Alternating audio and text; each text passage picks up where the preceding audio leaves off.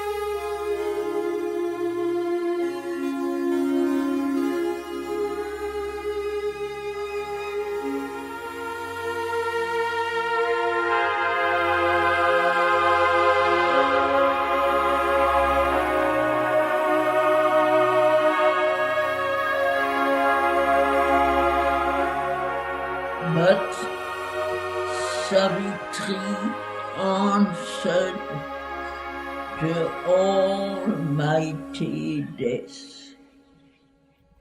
Oh, death, I have triumphed over thee within. O death, not for my heart's sweet poignancy, nor for my happy body's bliss alone.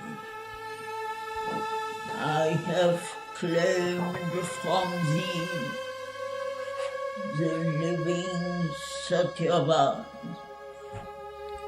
but for his work and mine, our sacred charge. Our lives are God's messengers beneath the stars, to dwell under death's shadow.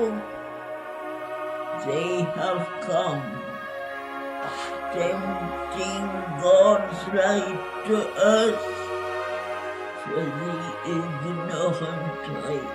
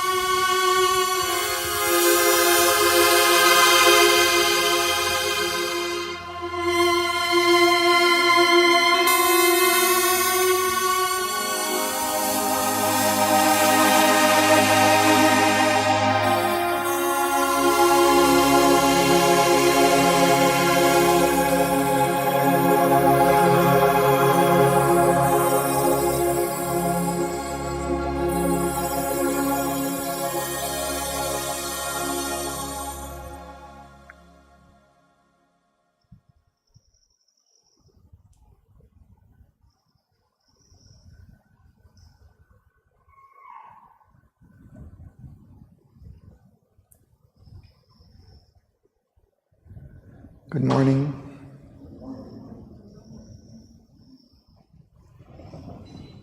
So we're reading in Book 10, the book of the double Twilight. And we've come to Canto 3, the debate of love and death, on page 621. Savitri and the god Death have been debating. Death has been arguing that everything arises out of the void, and all these ideals that Savitri espouses, this eternity of life and love, all these things return back into the dust of matter.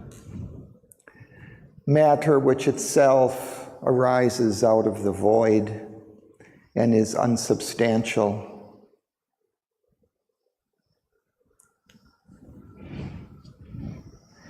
In this next canto that we're going to read today, the beginning is a long 13-page reply of Savitri to the arguments of death.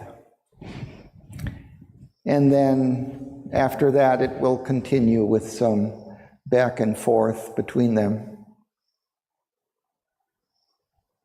So we'll read through the canto once, and then we'll go back, looking at it in more detail. So perhaps we can start here. Canto 3, the debate of love and death. A sad, destroying cadence, the voice sank. It seemed to lead the advancing march of life into some still original inane. But Savitri answered to almighty death. O dark-browed sophist of the universe, who veilest the real with its own idea, hiding with brute objects nature's living face, masking eternity with thy dance of death. Thou hast woven the ignorant mind into a screen, and made of thoughts errors purveyor and scribe, and a false witness of the mind's servant sense, an aesthete of the sorrow of the world, champion of a harsh and sad philosophy. Thou hast used words to shudder out the light, and called in truth to vindicate a lie. A lying reality is falsehood's crown, and a perverted truth her richest gem. O death, thou speakest truth, but truth that slays. I answer to thee with the truth that saves. A traveler new discovering himself, one made of matter's world his starting point, he made of nothingness his living room, and night a process of the eternal light, and death a spur toward immortality.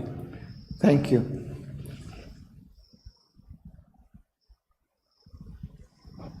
God wrapped his head from sight in matter's cowl. His consciousness dived into inconscient depths. All knowledge seemed a huge, dark nescience. Infinity wore a boundless zero's form. His abyss of bliss became insensible deeps. Eternity, a blank spiritual vast. annulling an original nullity. The timeless took its ground in emptiness and drew the figure of a universe, that the spirit might adventure into time and wrestle with adamant necessity, and the soul pursue a cosmic pilgrimage. A spirit moved in black immensities and built a thought in ancient nothingness. A soul was lit in God's tremendous void, a secret laboring glow of nascent fire. In Nihil's gulf, his mighty Pythians wrought. She swung her formless motion into shapes, make matter the body of the bodiless. Infant and dim, the eternal mights awoke. An inert matter breathed a slumbering life. In a subconscious life, mind lay asleep. In waking life, it stretched its giant limbs to shake from it the torpor of its jaws. A senseless substance quivered into sense. The world's heart commenced to beat, its eyes to see. In the crowded dumb vibrations of a brain, thought fumbled in a ring to find itself, discovered speech and fed the newborn word that bridged with spans of light the world's ignorance. Thank you.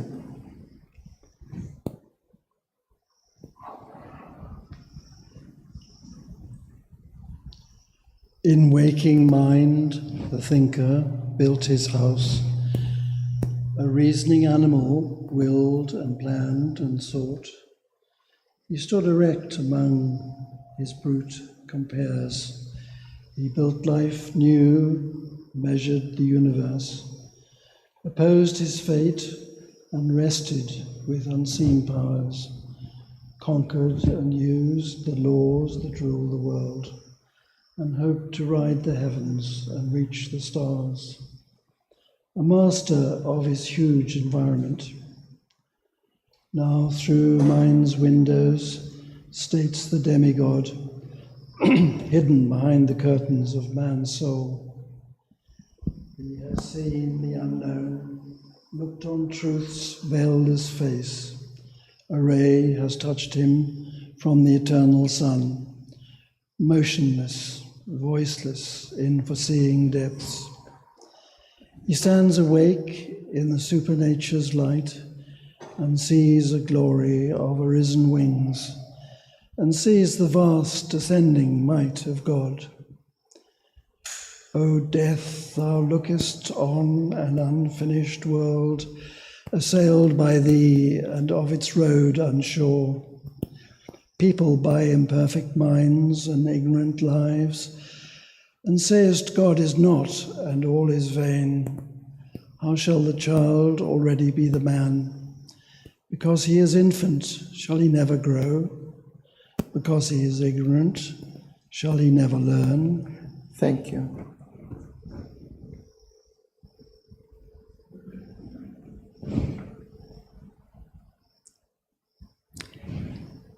In a tiny gene, a thinking being is shut, a little element in a little sperm.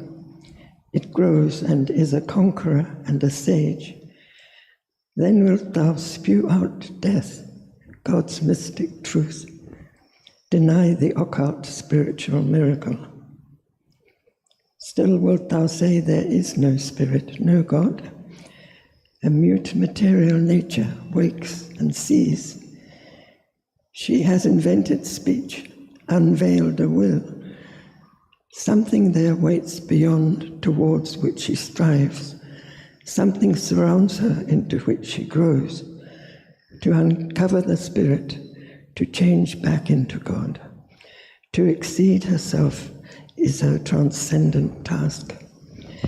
In God concealed the world began to be. Tardily it travels towards manifest God. Our imperfection towards perfection toils. The body is the chrysalis of a soul. The infinite holds the finite in its arms. Time travels towards revealed eternity. Thank you.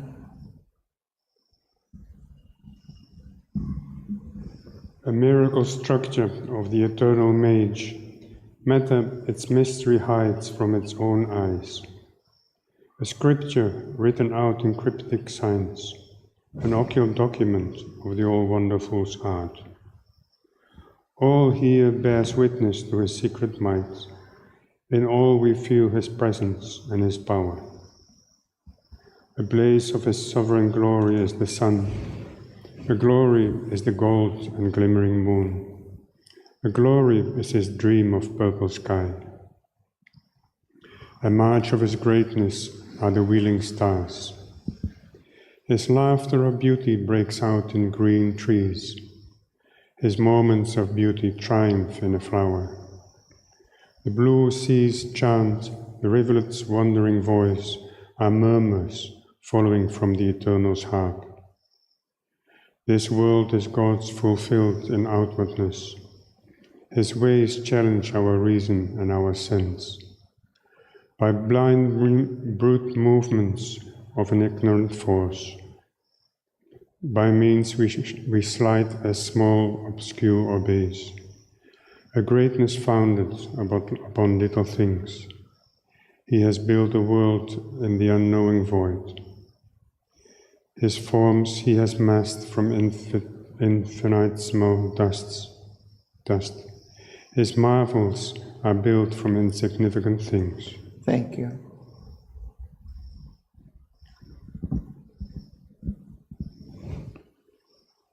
If mind is crippled, life untaught and crude, its brutal masks are there and evil acts. They are incidents of his vast and varied plot, his great and dangerous drama's needed steps. A play and yet no play, but the deep scheme of a transcendent wisdom finding ways to meet her Lord and the shadow and the night. Above her is the vigil of the stars, watched by a solitary infinitude. She embodies in dumb matter the divine, in symbol minds, and lives the absolute. A miracle monger, her mechanical craft. Matter's machine worked out the law of thought. Life's engines served the labor of a soul. The mighty mother her creation wrought. A huge caprice, self-bound by iron laws, and shut God into an enigmatic world. She lulled the omniscient into nescient sleep. Omnipotence into inertia's back she drove, trod perfectly with divine unconscious steps the enormous circle of her wonder works. Immortality assured itself by death. The Eternal's face was seen through drifts of time. Thank you.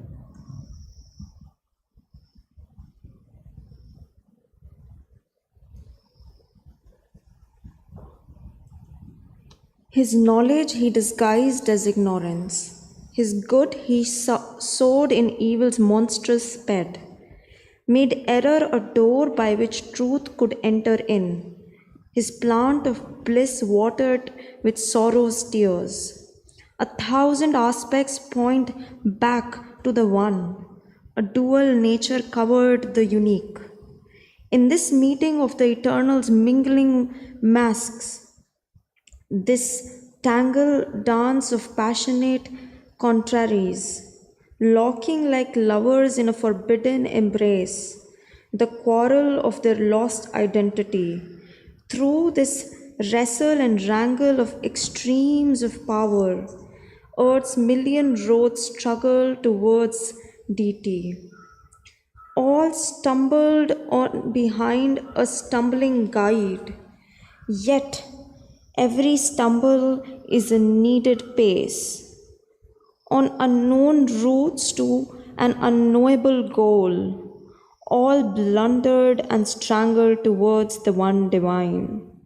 As if transmuted by a titan spell, the eternal power assumed a dubious face.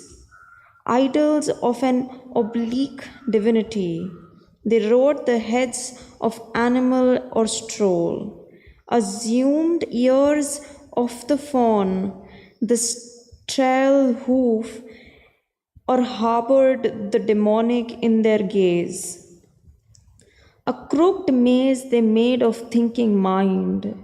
They suffered a metamorphosis of the heart, admitting becant revelers from the night into the sanctuary of delights.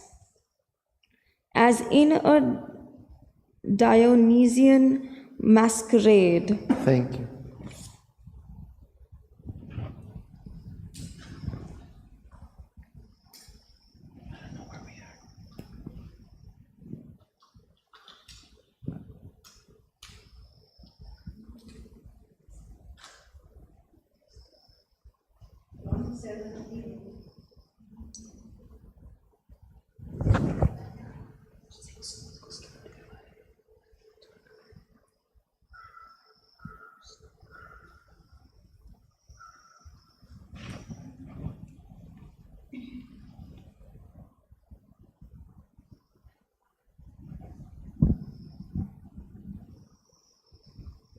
On the highways, in the gardens of the world,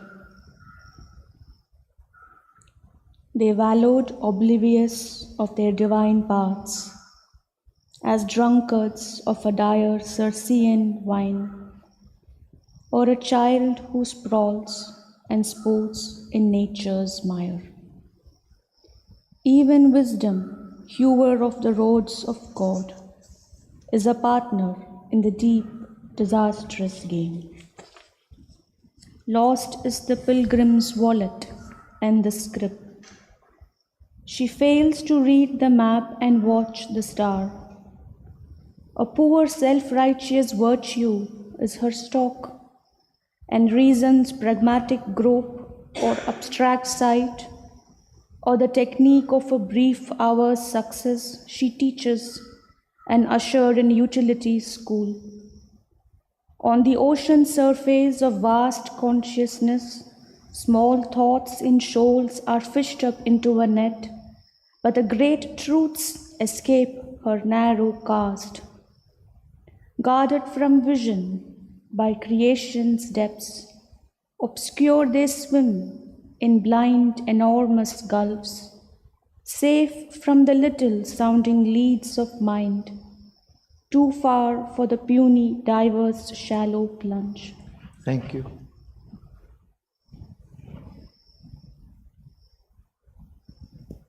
Would you like to read?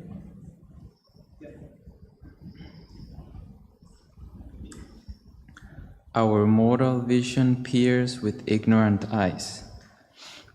It has no gaze on the deep heart of things. Our knowledge walks leaning on error's staff, a worshipper of false dogmas and false gods, or fanatic or of a fierce, intolerant creed, or a seeker doubting every truth he finds. A septic facing light with adamant no, or chilling the heart with dry, ironic smile. A cynic stamping out the God in man. A darkness wallows in the paths of time, or lifts its giant head to blot the stars. It makes a cloud of the interpreting mind, and intercepts the oracles of the sun. Yet light is there, it stands at nature's doors. It holds a torch to lead the traveler in. It waits to be kindled in our secret cells. It is a star lighting an ignorant sea, a lamp upon our poop piercing the night. As knowledge grows, light flames up from within. It is a shining warrior in the mind, an eagle of dreams in the divining heart, an armor in the fight, a bow of God. Thank you.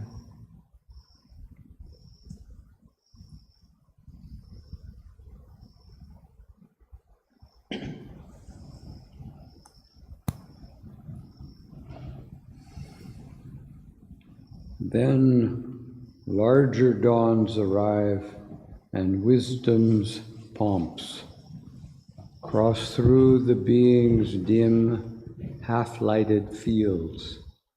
Philosophy climbs up thought's cloud-banked peaks, and science tears out nature's occult powers.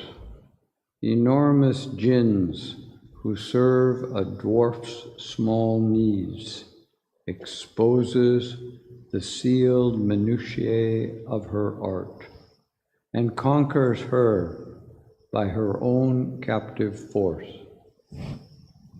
On heights unreached by minds most daring soar, upon a dangerous edge of failing time, the soul draws back into its deathless self. Man's knowledge becomes God's supernal ray. There is the mystic realm, whence sleeps the power whose fire burns in the eyes of seer and sage. A lightning flash of visionary sight.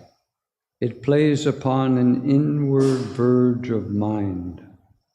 Thought silenced gazes into a brilliant void. A voice comes down from mystic unseen peaks, a cry of splendor from a mouth of storm. It is the voice that speaks to nights profound. It is the thunder and the flaming call. Thank you.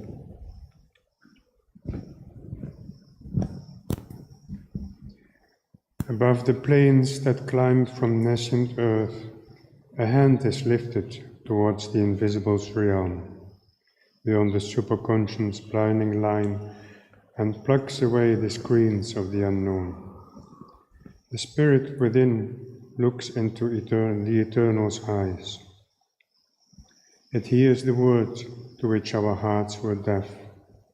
It sees through the blaze in which our thoughts grew blind. It drinks from the naked breasts of glorious truth. It learns the secrets of eternity. Thus all was plunged into the riddling nights. Thus all is raised to meet the dazzling sun. O death, this is the mystery of thy reign. In earth's anomalous and magic field, carried in its aimless journey by the sun, mid the forceless marches of the great dumb stars, a darkness occupied the fields of God. A matter's world was governed by thy shape. Thy mask has covered the Eternal's face. The bliss that made the world has fallen asleep. Abandoned in the vast, she slumbered on. An evil transmutation overtook her members till she knew herself no more. Thank you.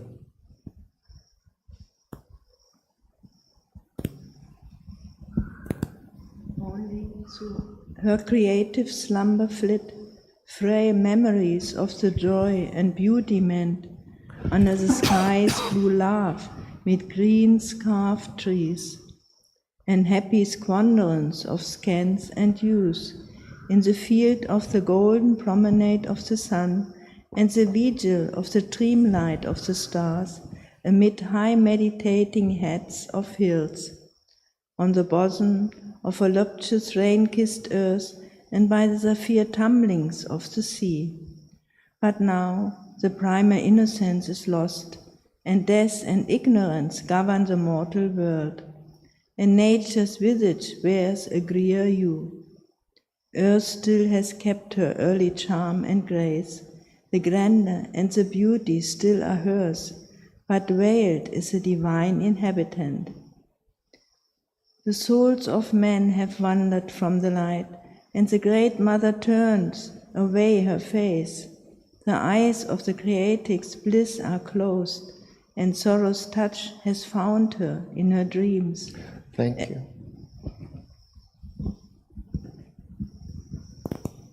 As she turns and tosses on her bed of void, because she cannot wake and find herself, and cannot build again her perfect shape, oblivious of her nature and her state, forgetting her instinct of felicity, forgetting to create a world of joy, she weeps and makes her creatures' eyes to weep. Testing with sorrow's edge her children's breasts, she spends on life's vain waste of hope and toil the poignant luxury of grief and tears. In the nightmare change of her half-conscious dream, tortured herself and tortured by her touch, she comes to our hearts and bodies and our lives, wearing a hard and cruel mask of pain. Our nature, twisted by the abortive birth, returns wry answers to life's questioning shocks. An acrid relish finds in the world's pangs, drinks the sharp wine of grief's perversity. Thank you.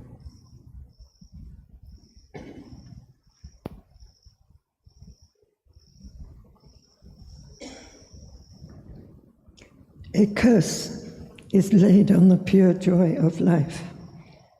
Delight, God's sweetest sign and beauty's twin, dreaded by aspiring saint and austere sage, is shunned, a dangerous and ambiguous cheat, a spacious trick of an infernal power.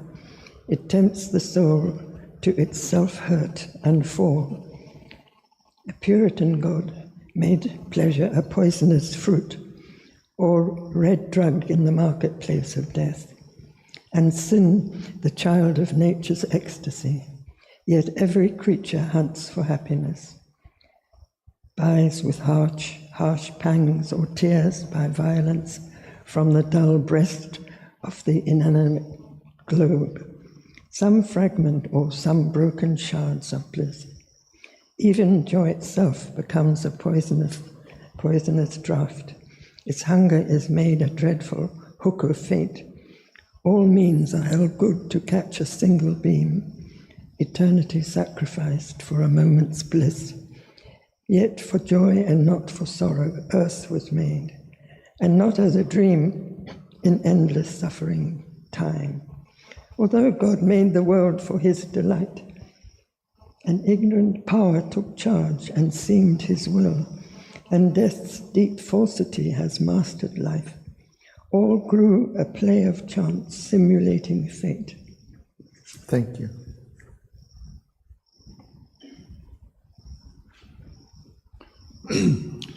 A secret air of pure felicity, deep like a sapphire heaven, our spirits breathe. Our hearts and bodies feel its obscure call. Our senses grope for it and touch and lose. If this withdrew, the world would sink in the void. If this were not, nothing could move or live. A hidden bliss is at the root of things. A mute delight regards time's countless works. To house God's joy in things, space gave wide room.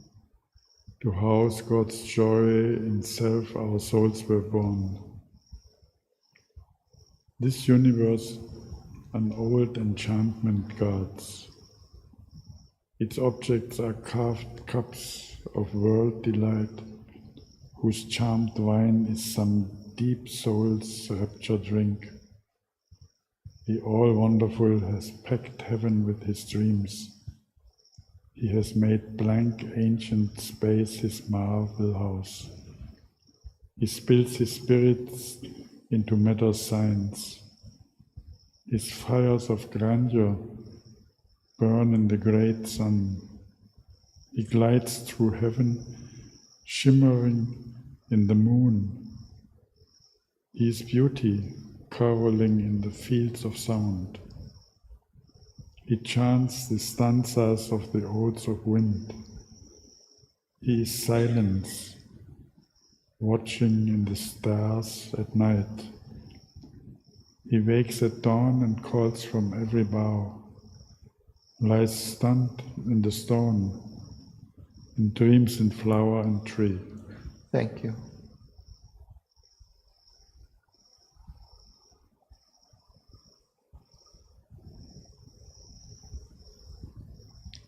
Even in this labor and dolor of ignorance, on the hard, perilous ground of difficult earth, in spite of death and evil circumstance, a will to live persists, a joy to be.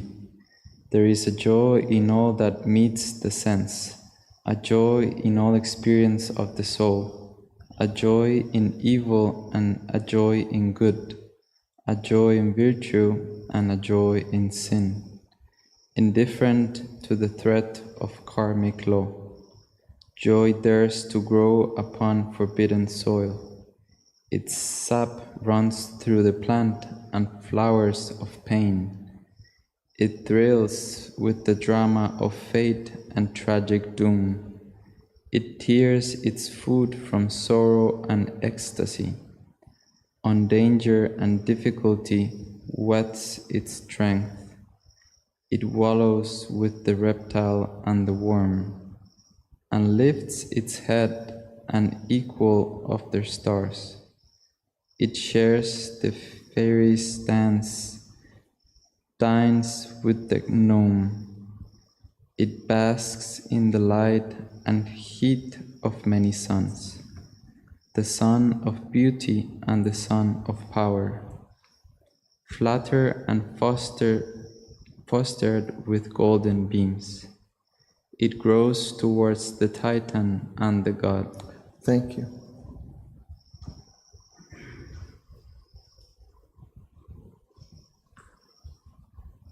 On earth it lingers, drinking its deep fill, through the symbol of her pleasure and her pain, of the grapes of heaven and flowers of the abyss, of the flame stabs and torment craft of hell, and dim fragments of the glory of paradise.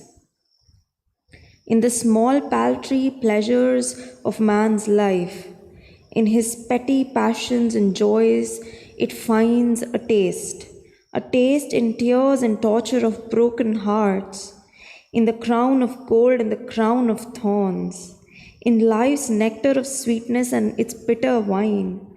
All being, it explores for unknown bliss, sounds all experience for things new and strange. Life brings into the earthly creature's days a tongue of glory from a brighter sphere.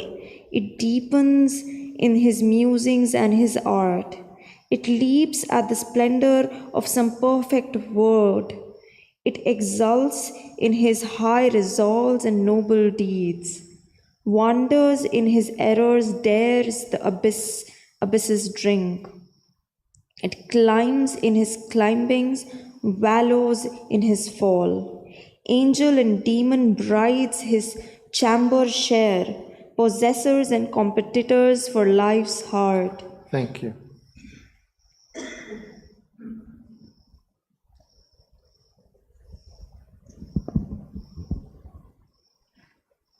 To the enjoyer of the cosmic scene, his greatness and his littleness equal are.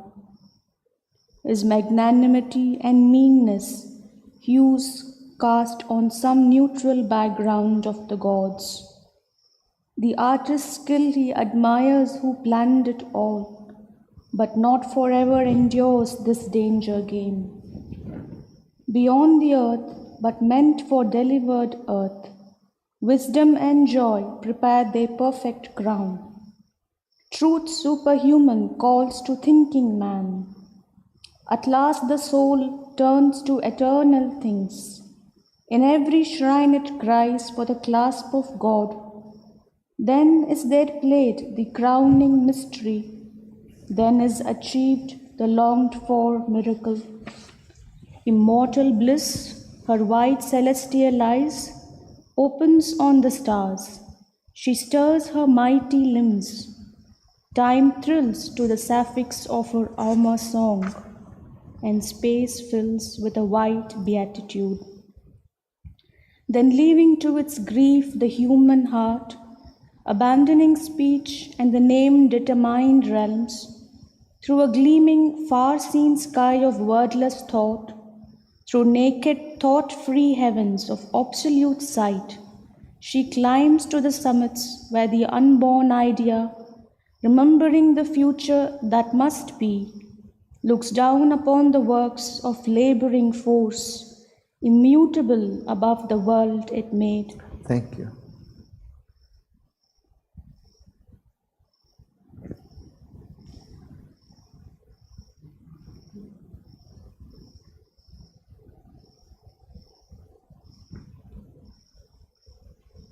In the vast, golden laughter of truth's sun, like a great heaven bird on a motionless sea, is poised her winged ardor of creative joy on the still deep of the eternal's peace. This was the aim, this the supernal law, nature's allotted task when beauty-drenched in dim mist waters of inconscient sleep, out of the void this grand creation rose. For this the Spirit came into the abyss, and charged with its power matter's unknowing force. In night's bare session to cathedral light, in death's realm repatriate immortality. A mystic, slow transfiguration works. All our earth starts from mud and ends in sky.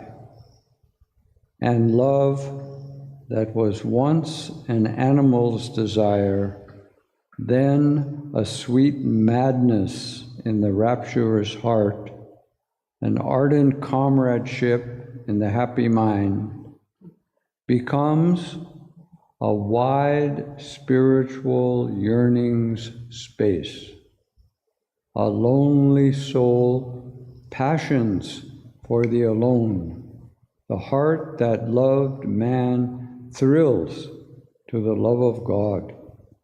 A body in his chamber and his shrine. Thank you. Then is our being rescued from separateness. All is itself, all is new felt in God. A lover leaning from his cloister's door gathers the whole world into his single breast. Then shall the business fail of night and death. When unity is won, when strife is lost, and all is known and all is clasped by love, who would turn back to ignorance and pain? O death, I have triumphed over thee within.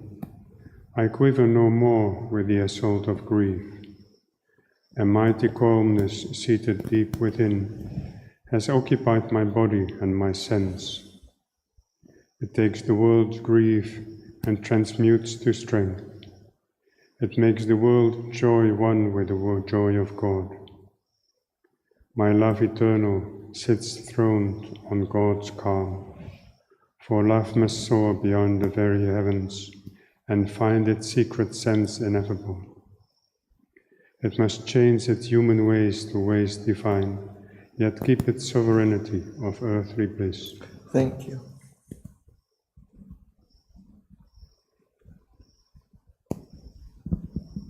O death, not for my heart's sweet poignancy, nor for my happy body's bliss alone, I have claimed from thee the living Satyavan, but for his work and mine, our sacred charge. Our lives are God's messengers beneath the stars. To dwell under death's shadow they have come, tempting God's light to earth for the ignorant race. His love to fill the hollow in men's hearts, his bliss to heal the unhappiness of the world. For I, the woman, I am the force of God, he the eternate's delegate soul in man. My will is greater than thy law, O death. My love is stronger than the bonds of fate. Our love is a heavenly seal of the Supreme. I guard the seal against thy rending hands. Love must not cease to live upon the earth, for love is a bright link twixt earth and heaven. Love is a far transcendence angel here. Love is man's lilian on the absolute. Thank you.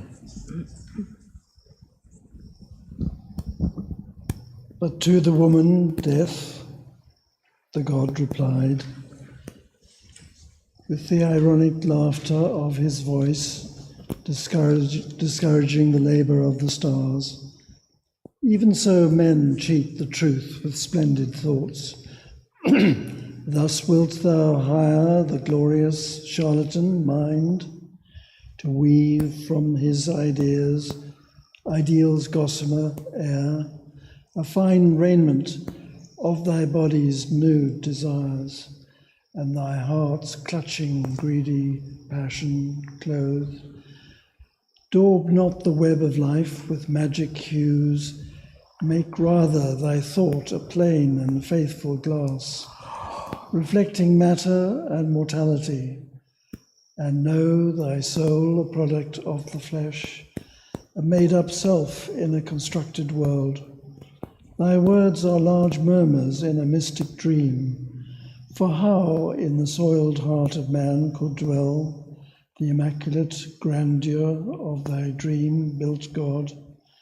Or who can see a face and form divine in the naked two-legged worm thou callest man? O human face, put off mind-painted masks. The animal be the worm that nature meant. Accept thy futile birth, thy narrow life. Thank you.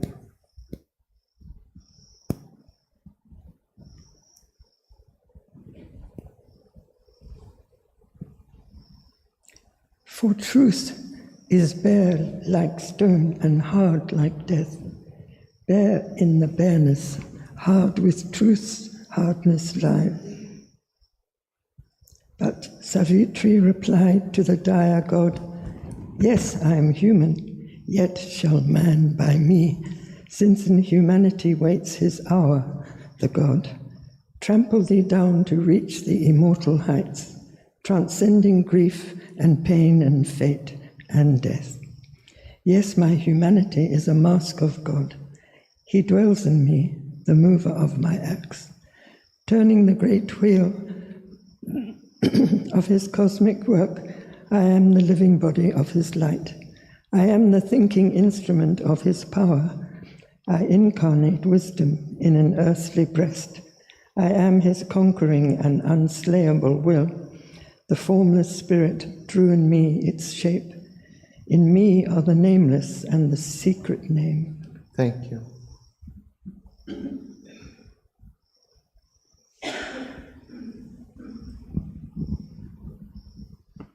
Death from the incredulous darkness sent its cry, O priestess in imagination's house, persuade first nature's fixed immutable laws, and make the impossible thy daily work.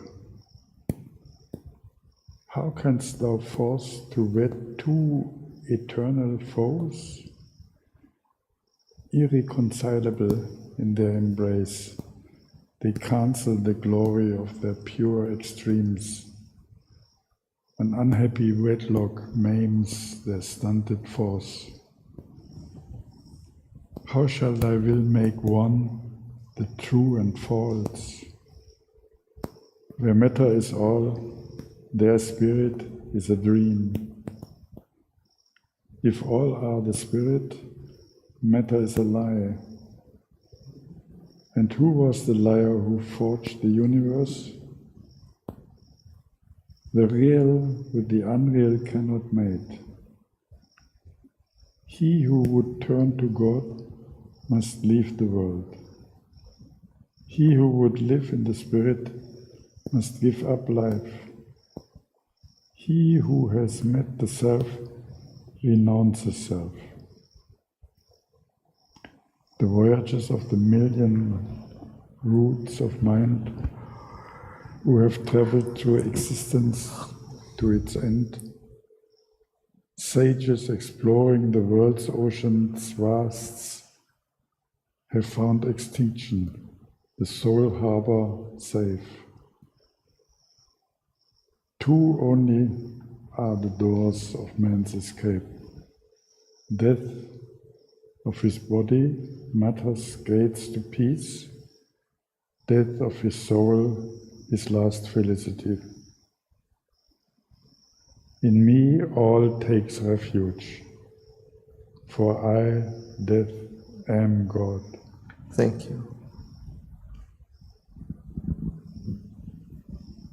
But Savitri replied to mighty death, "My heart is wiser than the reason's thoughts. My heart is stronger than thy bonds, O death. It sees and feels the one heart beat in all. It feels the high transcendent sun-like hands. It sees the cosmic spirit at its work. In the dim night it lies alone with God. My heart's strength can carry the grief of the universe and never falter from its luminous track, its wide, tremendous orbit through God's peace. It can drink up the sea of all delight and never lose the wide spiritual touch, the calm that broods in the deep infinite." He said, "Art thou indeed so strong, O heart, O soul, so free, and canst thou gather then bright pleasure from my wayside flowering boughs, yet falter not from thy heart journey's goal? Meet the world's dangerous touch and never fall? Show me thy strength and freedom from my loss." Thank you.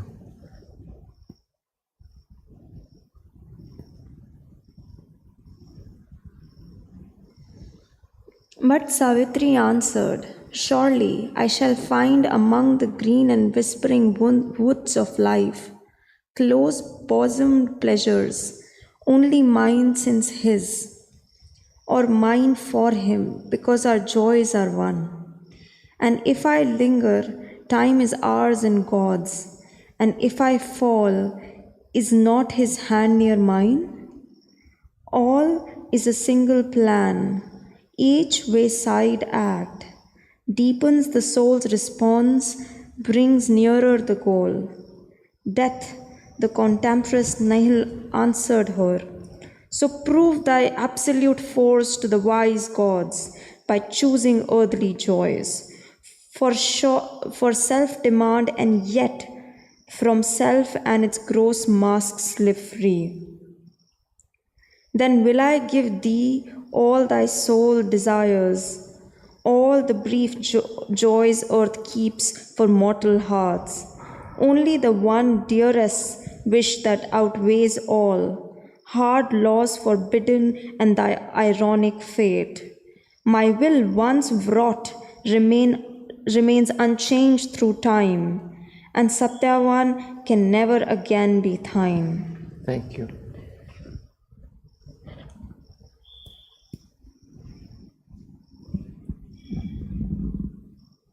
But Savitri replied to the vague power, "If the eyes of darkness can look straight at truth, look in my heart, and knowing what I am, give what thou wilt or what thou must, O death. Nothing I claim but Satyavan alone." There was a hush as if of doubtful fates, as one disdainful still, who yields a point. Death bowed his sovereign head in cold assent. "I give to thee, saved from death and poignant fate, whatever once the living Satyavan desired in his heart for Savitri.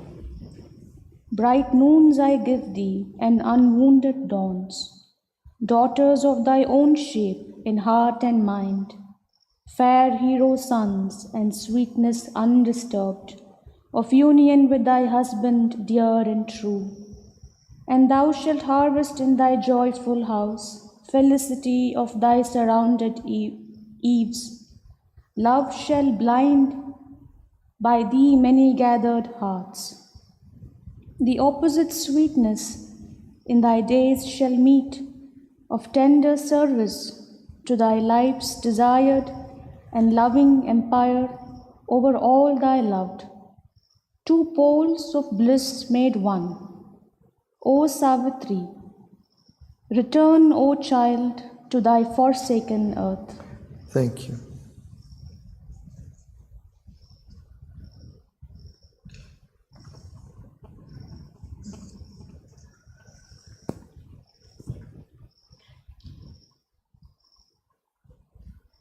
But Savitri replied, "Thy gifts resist. Earth cannot flower if lonely I return." Then Death sent forth one more his angry cry, as chides a lion his escaping prey. "What knowest thou of earth's rich and changing life? Who thinkest that one man dead, all joy must cease? Hope not to be unhappy till the end, for grief soon dies in the tired human heart. Soon other guests the empty chambers fill. A transient painting on a holiday's floor, traced for a moment's beauty, love was made. Or if a voyager on the eternal trail, its objects fluent change in its embrace, like waves to a swimmer upon infinite seas." But Savitri replied to the vague god, "Give me back Satyavan, my only lord. Thy thoughts are vacant to my soul that feels the deep, eternal truth in transient things." Thank you. Death answered her, "Return and try thy soul. Soon shalt thou find a peace that other men on lavish earth have beauty, strength, and truth. And when thou hast half forgotten, one of these shall wind himself around thy heart that needs some human answering heart against thy breast. For who, being mortal, can dwell glad alone? Then such a one shall glide into the past, a gentle memory pushed away from thee by new love and thy children's tender hands, till thou shalt wonder if thou lovest at all. Such is the life's earth travail has conceived, a constant stream that never is the sea. But Savitri replied to mighty death, O dark, ironic critic of God's word, Thou mock'st the mind and body's faltering search for what the heart holds in the prophet hour, and the immortal spirit shall make its own. Mine is a heart that worshipped though forsaken, the image of the God is its love adored. I have burnt in flame to travel in his steps. Are we not they who bore vast solitude, seated upon the hills alone with God? Thank you.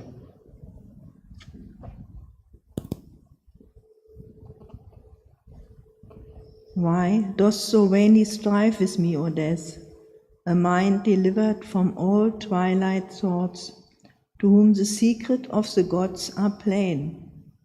For now, at last, I know beyond all doubt, the great stars burns with my unceasing fire, and life and death are both its fuel made. Life only was my blind attempt to love. Earth saw my struggle, heaven my victory. All shall be ceased, transcendent. They shall kiss, casting their veils before the marriage fire, the eternal bridegroom and eternal bride. The heavens accept our broken flights at last, on our love's prow that breaks the waves of time. No signal light of hope has gleamed in vain. She spoke. The boundless members of the god, as if by secret ecstasy assailed, shuddered in silence as they obscurely stir. Ocean's dim fields delivered to the moon. Then, lifted up as by a sudden wind, around her in this vague and glimmering world, the twilight trembled like a bursting well. Thank you. Thus, with armed speech, the great opponents strove around those spirits in the glittering mist. A deepening half-light fled with pearly wings, as if to reach some far ideal morn. Outlined her thoughts, flew thoughts the gleaming haze, mingling, bright-pinioned with its lights and veils, and all her words like dazzling jewels were caught into the glow of a mysterious world, or tricked in the rainbow shifting of its hues, like echoes swam fainting into far sound. All utterance, all mood must there become an unending tissue sewn by mind, to make a gossamer robe of beautiful change. Intent upon her silent will, she walked on the dim grass of vague, unreal plains, a floating veil of visions in her front, a trailing robe of dreams behind her feet. But now her spirit's flame of conscious force, retiring from a sweetness without fruit, called back her thoughts from speech to sit within in a deep room in meditation's house. Thank you.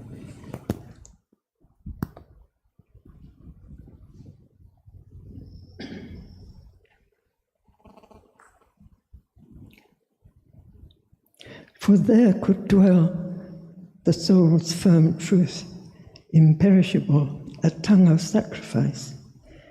It flamed unquenched upon the central hearth, where burns for the high house lord and his mate, the homestead's sentinel and witness fire, from which the altars of the gods are lit. All still compelled went gliding on unchanged. Still was the order of these worlds reversed.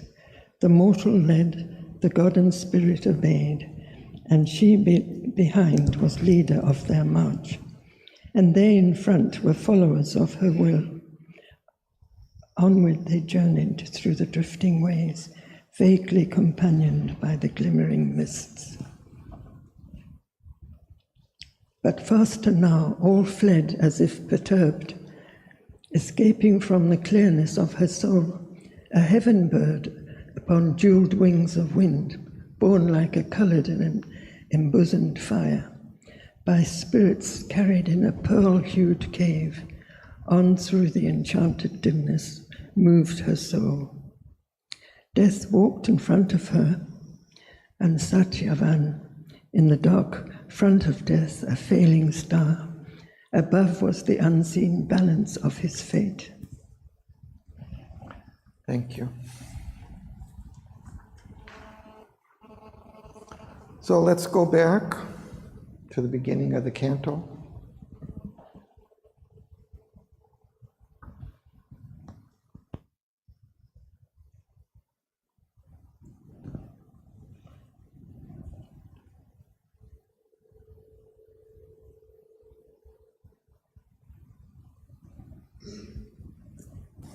The debate of love and death. A sad, destroying cadence, the voice sank. It seemed to lead the advancing march of life into some still original inane. But Savitri answered to the almighty death, O dark-browed sophist of the universe, who veilst the real with its own idea, hiding with brute objects nature's living face, masking eternity with thy dance of death. Thou hast woven the ignorant mind into a screen and made of thought error's purveyor and scribe, and the false witness of mind's served sense.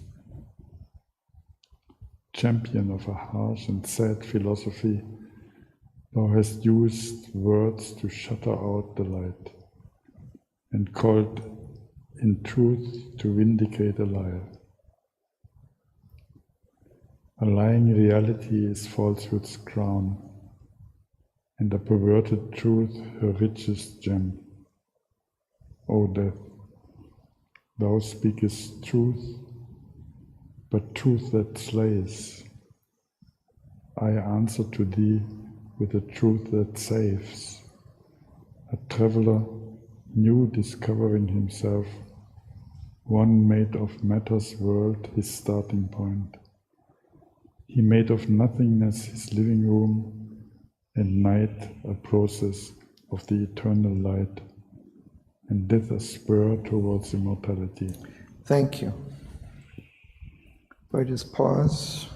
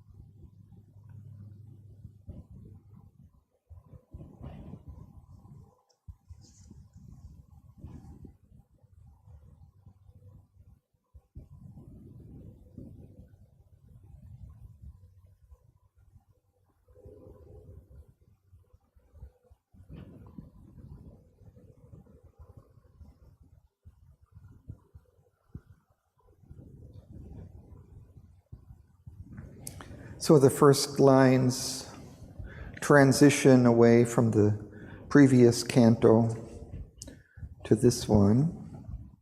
At the end of the previous canto, Death was arguing that Savitri's dreams of an ideal were just a bright delirium, a kind of fantasy of her mind, and that never could the ideals that she was dreaming of be planted on earth, embodied in material form. And he urged her, just obey the facts of life, the impermanence of life on earth. He said, take what thou canst of life's permitted joy, submitting to the ordeal of fate's scourge. Suffer what thou must of toil and grief and care. There shall approach, silencing thy passionate heart, my long, calm night of everlasting sleep. There into the hush from which thou camest, retire. So he had put himself forward as the eternal rest that could come to mortal beings from their ephemeral, suffering life on earth. So Savitri replies, and in her reply, she first begins by telling that death carries some truth in what he's saying, but he has twisted these truths into a lie, into a falsehood. She calls him a dark-browed sophist. Sophists were debaters. Someone knows the Greek reference to this?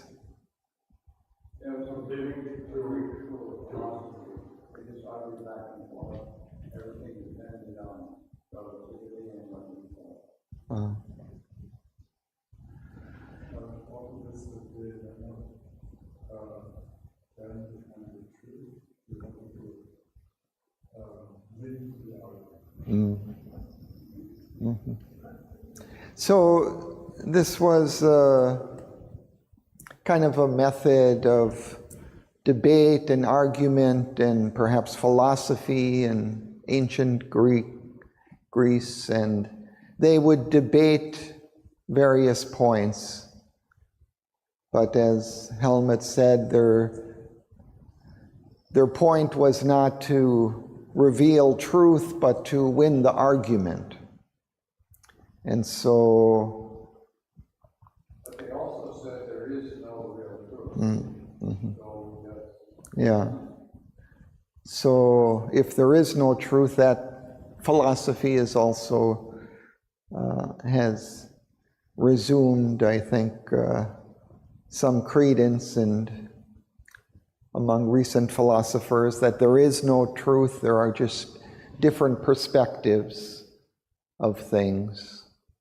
No ultimate truth, but we can argue different points.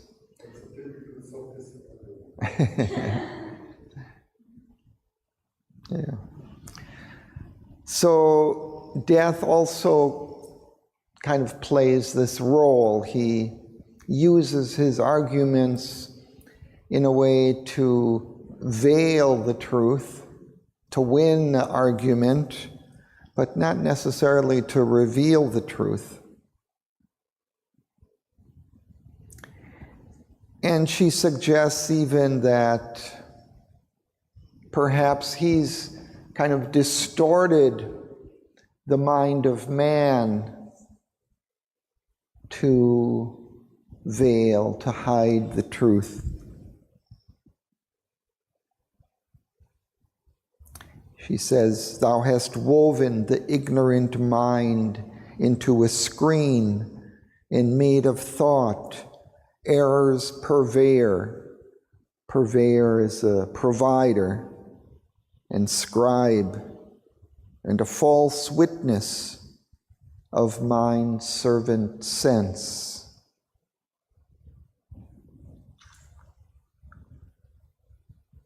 So the mind is used as a false witness of our senses.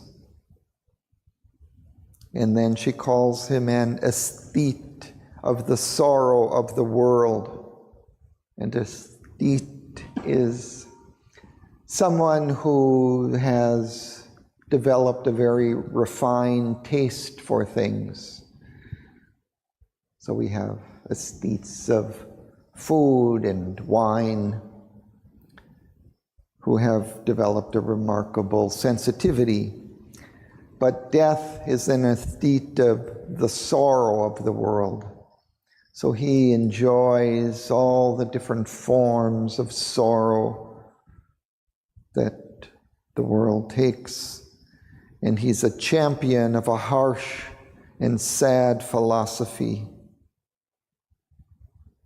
And she says, "Thou hast used words to shutter out the light, and called in truth to vindicate the lie."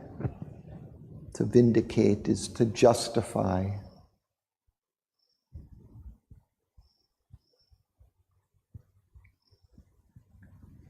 So all these different truths that he has used, he has twisted them into a different form so that they argue for the opposite of what they represent. She says, "A lying reality is falsehood's crown, and a perverted truth her richest gem." These little truths that are twisted into perverted forms are his greatest stock. These are his best arguments of truth.